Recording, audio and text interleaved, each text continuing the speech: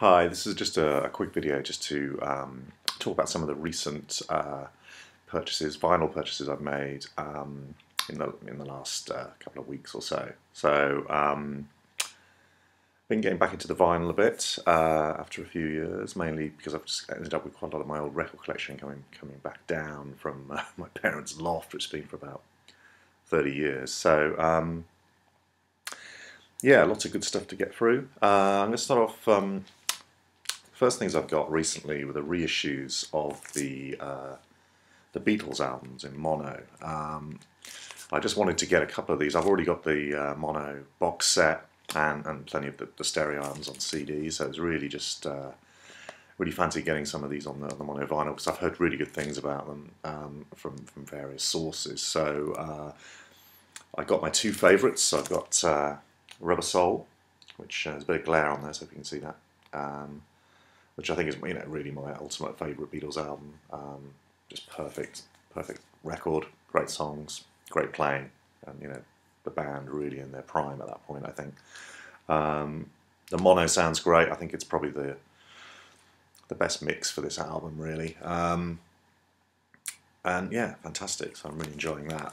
And then I also got my second favourite Beatles album, which is Sgt. Pepper.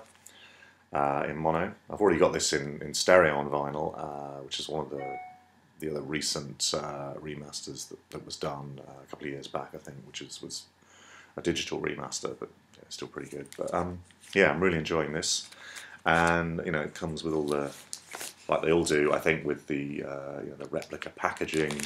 You've got your insert in there, gatefold sleeve, of course, the classic picture there, the boys. And your replica cutouts, which you can see those there. Great to see, in pristine condition. I actually had to get these. I didn't buy them in the UK because they seem, for some inexplicable reason, to be really expensive over here. More so than you would think, given that I understand they are European pressing. So I actually ended up buying them online from the States, and it worked out to be considerably cheaper to do so. So it might be, probably save about at least £10–12 by doing that. Even factoring in the shipping and stuff. So yeah, I was really pleased to get that. I'd like to get a few more of these at some point, but again, it's all price permitting. And well, they do really sound good, and I think if you're a Beatles fan, definitely a good way to go in terms of getting the vinyl. It's very hard to find the originals in any good condition these days, I think, really, probably. But anyway, moving along, another real fave band of mine. I've just got around to getting Big Star, Radio City in vinyl. Great cover, of course. I think that's William Eggleston, I think, did the cover for that. And fantastic second album by them from 1973, and the back cover there. This is on coloured vinyl, so this particular one is on a really nice red vinyl, Ardent Records. I've also got, I had already got #1 record on coloured vinyl as well, which is on a yellow vinyl. Great stuff to have. Really one of my favourite bands of all time, and both those albums are classics, as is the third album. So yeah, pleased to have that. Really good. It says it's a limited edition, but I'm not sure how limited it is. I have sort of seen it around quite a bit in various shops, so but still good. The next one just got actually yesterday, so I gave it a play this morning, so it's good to get this one in. This is The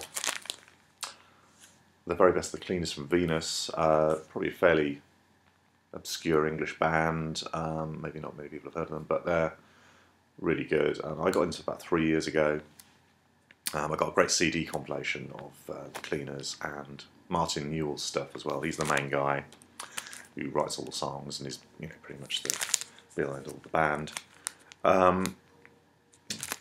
They were around in the 80s, I think, and they released a lot of stuff that was cassette only, lo-fi sort of bedroom recordings, if you like. But you know, fantastic songs, great, really good stuff. Really, really, if you're into sort of power pop and XTC and stuff like that, they're a great band to check out. And this album is more, I think there was sort of mid-80s stuff that they did actually have a record contract at that point, and were recording stuff in Denmark Street, I believe. And there's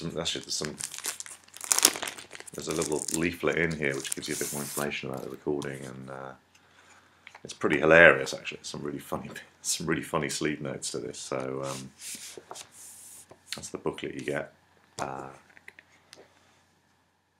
We got some notes from Martin Newell himself, and then also from some song notes, some reviews from the time. Obviously, they were a band that probably didn't get a lot of press attention, so it's good to see that they had at least some reviews. And then there's some really funny sleeve notes at the end there by Giles Smith, who's the keyboard player on this kind of period of the recordings, and he also wrote a very, very funny book called Lost in Music, which is kind of about his experiences in the music biz and working with this band and everything, which I do recommend as well.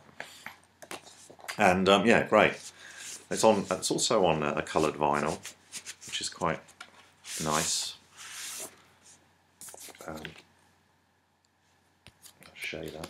It's like a grey and white, well, grey and dark grey, which ties in with the Living with Victoria Grey title. That's one of the songs on the album.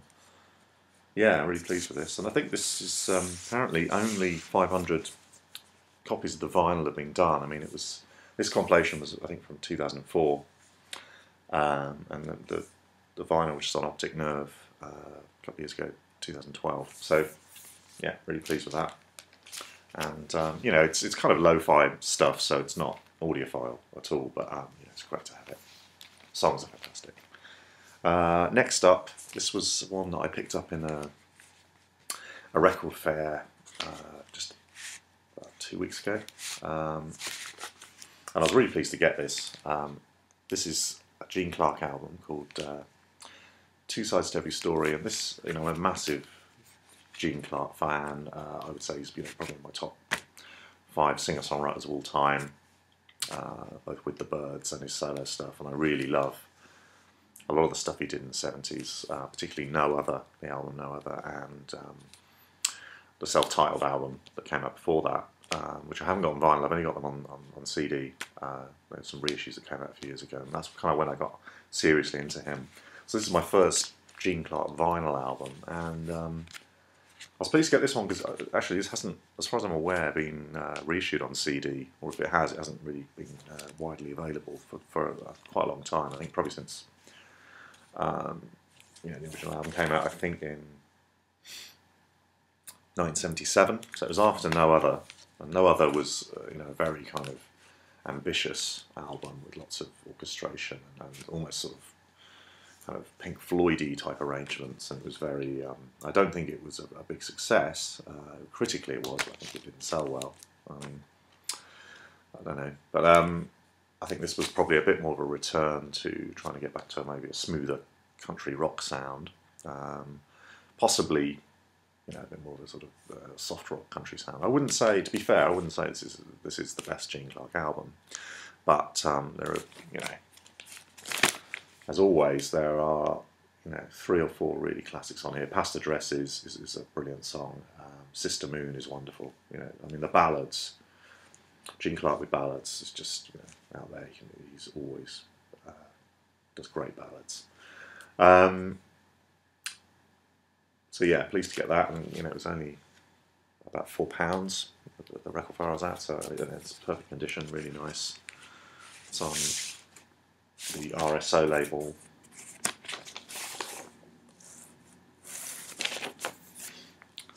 Very good. I hope to try and find some of his other ones on vinyl. I think No Other was reissued a couple of years ago. I haven't managed to see that yet, but yeah, it's good. And then just finally, another sort of charity shop purchase, ELO. out of the blue. Not much to say about this one. Obviously, it's a pretty famous album. You've got your,